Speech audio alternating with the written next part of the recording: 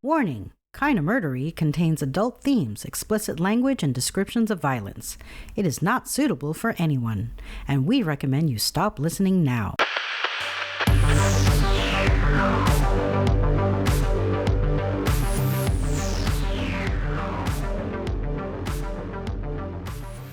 Hello everyone, and welcome to Kinda Murdery, a true crime podcast that's mostly about murder, and always about the strange and compelling stories that arise when the path less traveled twists to darkness, and those who walk its shadows surrender to violence and moral corruption. We have a perilous journey ahead, so thank you for lending me your courage and good company.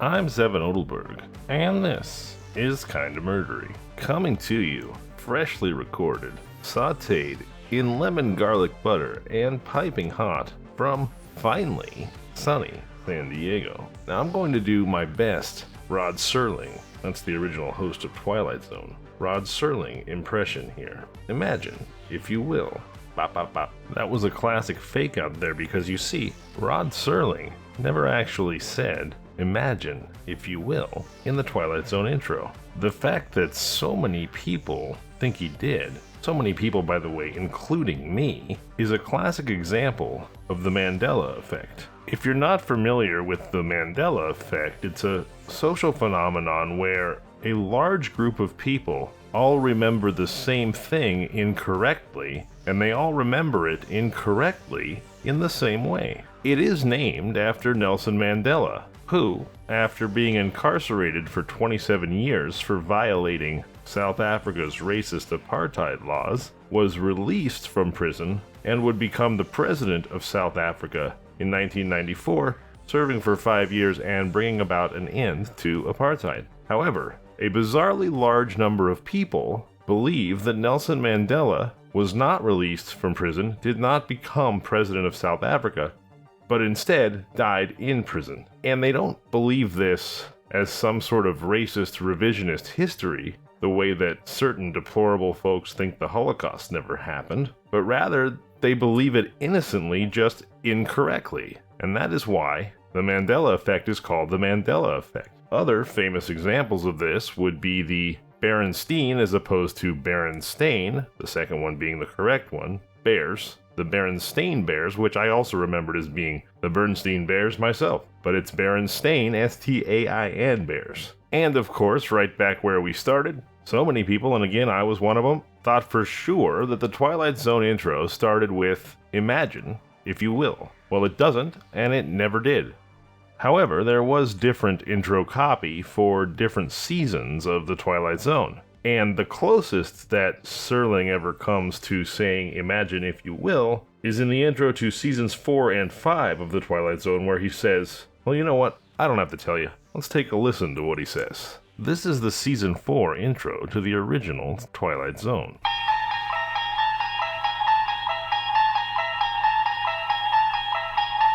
You unlock this door with the key of imagination. Beyond it is another dimension. A dimension of sound. A dimension of sight. A dimension of mind. You're moving into a land of both shadow and substance, of things and ideas. You've just crossed over into the Twilight Zone.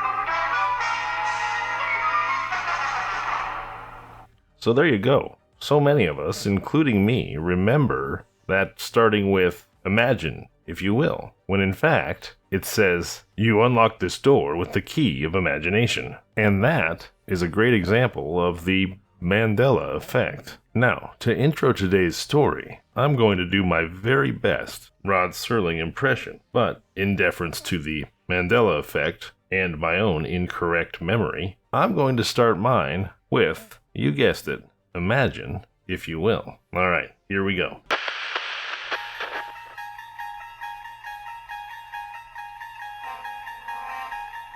Imagine, if you will, a loving husband wrongly accused and convicted of his wife's murder. Now, tilt the prism just a bit. This time, imagine a loving husband, wrongly accused and found innocent of his wife's murder. But these are not the only iterations, are they? Tilt the prism again, and we have a seemingly loving husband, secretly seething, justly accused and convicted of his wife's murder. And again, the same man, justly accused, but found innocent. Each of these create 4 very different paths in the time stream, and indeed, there are reality-altering consequences no matter which of these 4 you choose. But what if those 4 husbands, the loving, the seething, the innocent, and the murderer, not only existed? What if they existed not once, but twice? And what if all 4 men were in fact the same man, and this same man, the innocent and the guilty, the killer and the wrongly accused, lived not in some Twilight Zone, but instead in our very own reality, and lived, in fact, until as recently as 2019. Well, he did, and his name was Claus Von Bulow. And if you'd like to find out more, I suggest you come with me into the Kinda Murdery zone for the Twilight Zone Killer, Claus Von Bulow.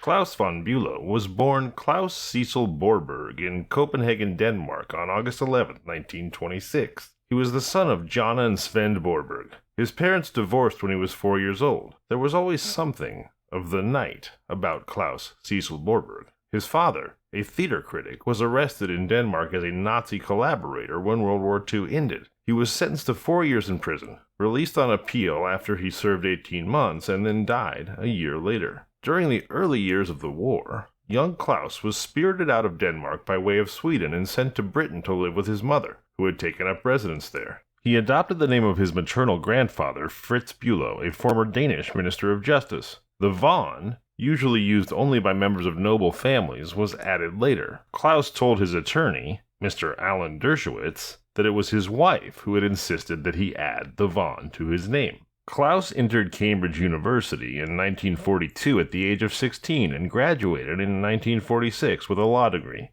He then spent a year in Paris attending classes at the School of Political Science, and on his return to London, he worked in banking before joining the law offices of Quinton Hogg, a noted British barrister who later became Lord Hailsham, which is probably pronounced Hailsham. If anybody's listening across the pond, please feel free to reach out and correct me. kindamurdery@gmail.com or at Kinda Murdery on all social media, or you can call 888-MURDERY and tell me your Kinda Murdery story so that I can make sure that it inspires an episode of the show. Alright, back to Claus von Bülow. After receiving the law degree from Cambridge University in 1946, von Bülow stayed in London and worked in a variety of roles for American oil tycoon J. Paul Getty, whose base of operations was in the British capital. During this time, Mr. von Bülow, a charming and handsome man with a military bearing, became a highly visible social figure in London, while living with his mother in a fashionable apartment in Belgrave Square. Von Bülow remained with Mr. Getty, one of the world's richest men, for 20 years,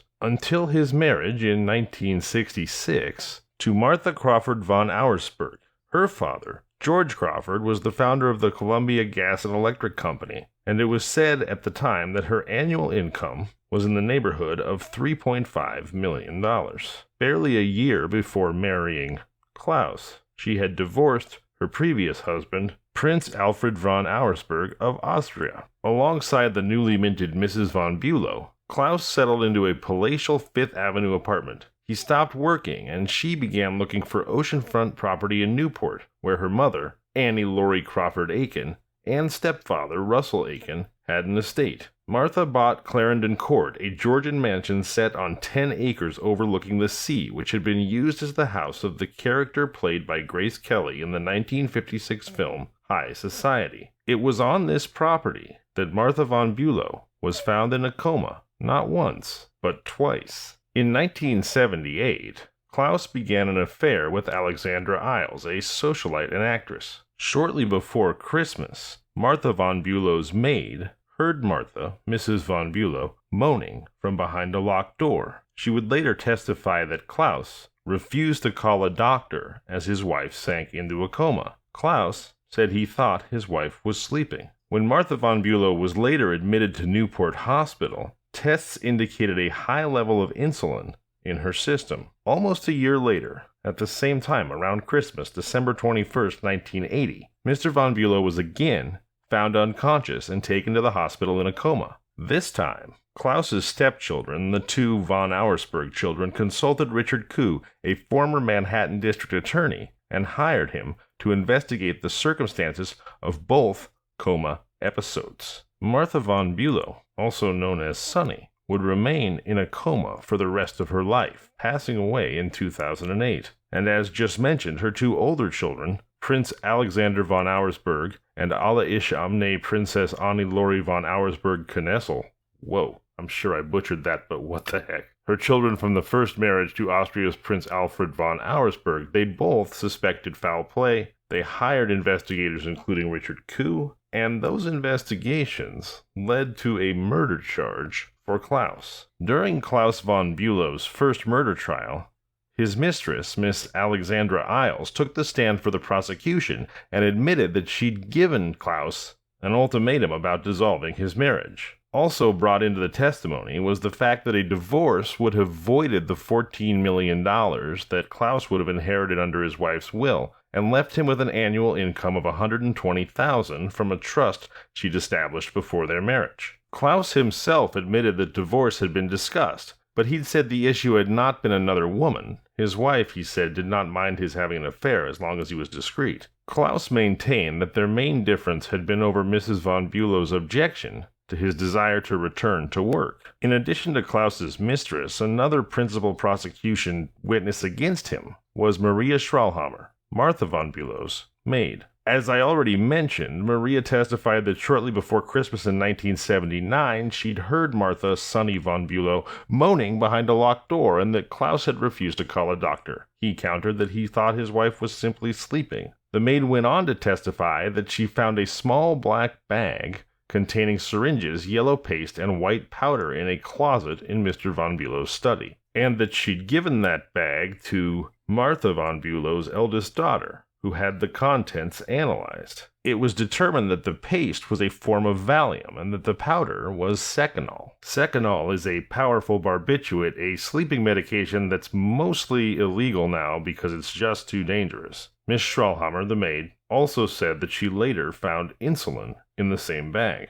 As for Klaus, he maintained that even before he met his wife, she had entered a world of pills and alcohol. It was the defense's contention that Martha, Sunny von Bulow, had caused her own comas, either deliberately or inadvertently, by injecting herself or by swallowing insulin or barbiturates, and that the closet in which the bag was found was shared by the couple. In fact, at Claus von Bülow's eventual appeal trial, his lawyer, Alan Dershowitz, would state that famed writer Truman Capote, a friend of Mrs. von Bülow's, had told him being Alan Dershowitz, that Sunny was, quote, an expert at injections. But at this first trial, prosecutors succeeded in arguing that von Bulow had poisoned his wife on both occasions, the time she'd gone into a coma in 1979 and again in 1980, with insulin injections, and Claus von Bulow was sentenced to 30 years in prison. He was incarcerated on $1 million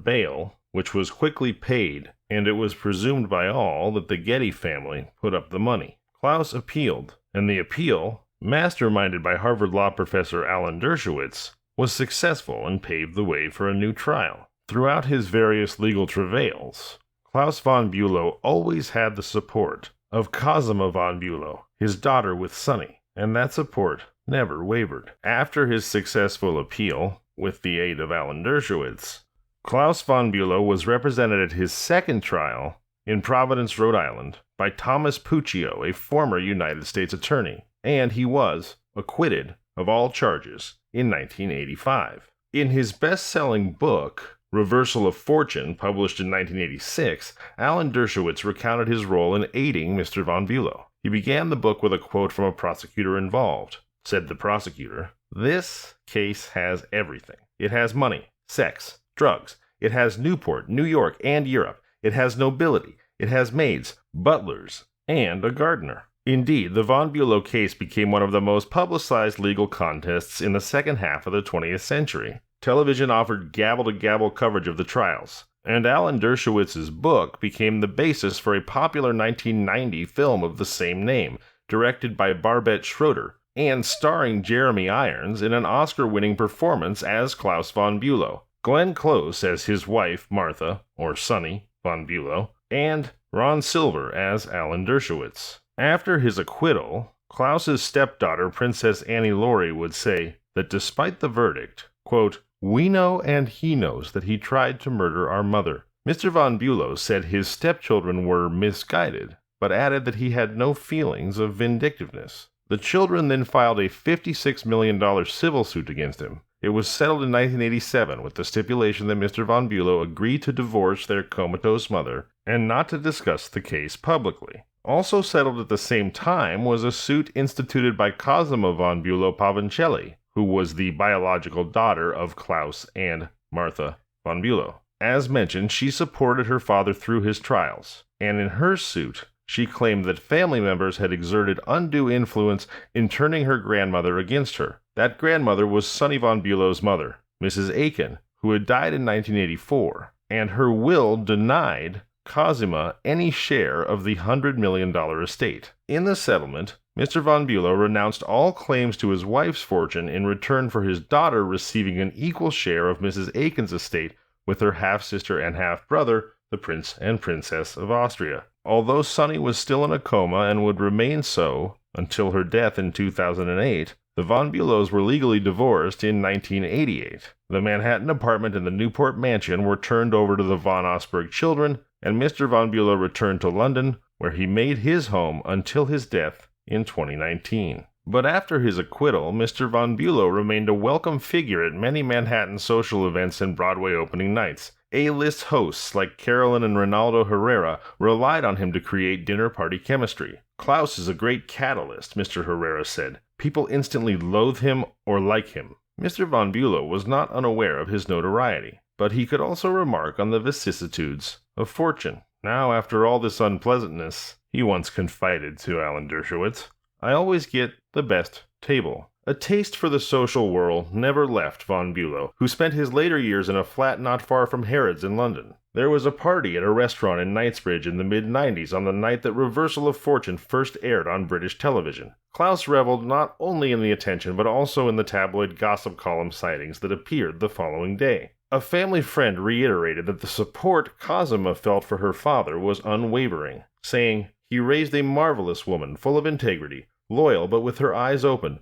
who unwaveringly thought the world of him." The back-to-back trials may have divided both public opinion and the opinion of Klaus's international society friends, but Cosima remained steadfast. As for the society friends, some of them continued to embrace the handsome, charming European, while others shunned him as a murderer. "We would see Klaus at Mortimer's," the publicist Paul Wilmot said recently. "People used to point at him. He was a tourist attraction." In recent years, acquaintances had described Klaus as ill and mostly keeping to his own apartment. But in those intervening years, from 1988 when he moved back to London until he passed in 2019, Claus von Bülow relished his celebrity. His morbid humor was legendary. He once quipped that when visiting New York, quote, "I always stay with my old friend Frank Campbell," which was a reference to the Upper East Side undertaker known for his society funerals. Among those who continued to support him were late 20th century society fixtures like Mercedes Kellogg, now Bass, Doris Duke, and Catherine Guinness. Less enamored was Tina Brown, the former editor-in-chief of Vanity Fair magazine,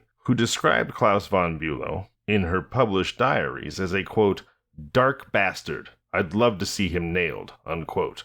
Despite her personal enmity, Tina Brown, in one of her most famous stunts, put Klaus on the cover of Vanity Fair during his trial, saying, "Only Helmut," that's Helmut Newton, the famed photographer, "could persuade a man on trial for murder to look in his closet and choose an S&M flavored black zip-up leather jacket." Brown wrote, "He looks positively satanic." And if you're curious to see exactly what Claus von Bulow looked like in that black leather jacket, check out Kinda Murdery's social media, Instagram, Twitter, or TikTok, at Kinda Murdery. I'll post the picture. Indeed, Claus von Bülow was a compelling enough, charismatic enough presence to haunt the diaries and writings of famed contemporaries beyond just Tina Brown. As mentioned, he's the subject of Alan Dershowitz's best-selling book, and he also appears in the New York Diaries of Andy Warhol, where he's noted attending parties from 1978 till just a month before the artist's death, when Warhol introduced him to Bob Dylan at Nell's nightclub in January of 1987. Warhol quotes Von Bulow as saying to him, "Thank you for being nice to me before I was a star." Claus von Bulow, the Danish-born man about society who in 2 trials was convicted and later acquitted of twice trying to murder his heiress wife, accusations that placed him at the center of one of the most sensational social dramas in the 1980s, died at his home in London in 2019 at the age of 92. He is survived by his daughter Cosima and 3 grandchildren. Now, I gotta tell you guys, over the years of doing true crime stories, I feel like I have pretty good radar for the did they, didn't they in unsolved or surprising acquittal cases like this one. But I'd like to ask you, if we think back to our Kinda Murdery Twilight Zone analogy, which Claus von Bulow do you believe in? Because I'm truly not sure. It seems to me to be nearly as likely that he didn't kill his wife as it is that he did. And so if we think about those 4 different husbands, the loving husband wrongly accused and acquitted, the loving husband wrongly accused and convicted, or the secretly seething husband justly accused and acquitted or convicted, those 4 massively divergent moments in the time stream, the timeline, those 4 that are all the nexus of this one man that truly existed in our reality, in our version of the multiverse. I'd like to know from you. You can reach out to me, kindamurdery@gmail.com, @kindamurdery on all social media, or you can call 888-MURDERY, that's 888-687-3379. Please call and let me know, which version of Claus von Bulow do you believe in? I should mention here that crucial to the construction of this episode were 2 obituaries written in 2019 for Town & Country magazine by Ben Whitcomb, and another written at the same time for the New York Times by Enid Nemi. As always, my sources can be found in the show notes. Alright, I will see you Sunday for a brand spanking new episode. Thank you so much for being here. I am Zevon Odelberg, and this has been Kinda Murdery.